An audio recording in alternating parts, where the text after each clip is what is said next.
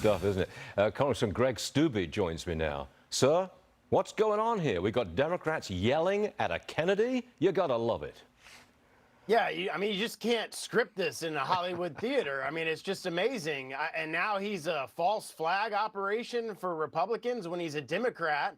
Comes from a very esteemed Democratic name in the history of our country. He's running for president against Joe Biden. What we showed at the hearing was 3 days into the Biden administration, the Biden administration and White House was attempting to censor him on social media platforms because they didn't agree with him. And so what you've seen from this whole thing yesterday with the way that the Democrats have reacted to him is if you don't toe the progressive line, if you don't fall in line with Joe Biden and the progressive left, they're going to attack you whether you're a Republican or a Democrat. They don't care. Congressman, Senator Grassley has FBI documents revealing a $10 million bribery scheme involving the Bidens. Isn't this really getting painfully close to the president now?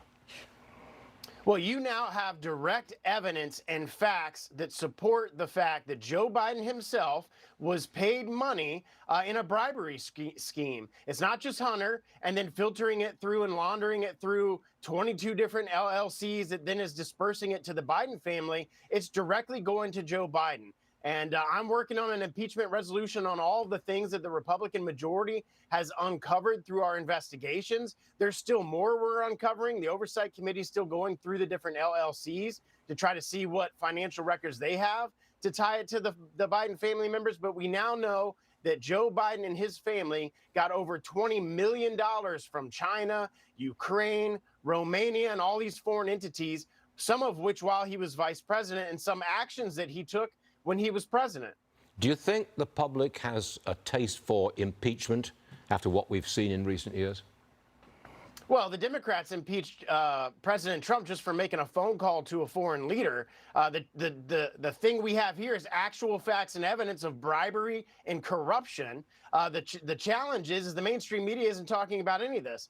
The whistleblowers, the mainstream media is not talking about it. Thankfully, there's networks like Fox Business that's talking about these things because it's important the American people see the type of corruption that the Biden family has. I think we can pass an impeachment resolution in the House, but you're not going to get 60 votes in the Senate to remove them, and that's going to be the challenge. Okay.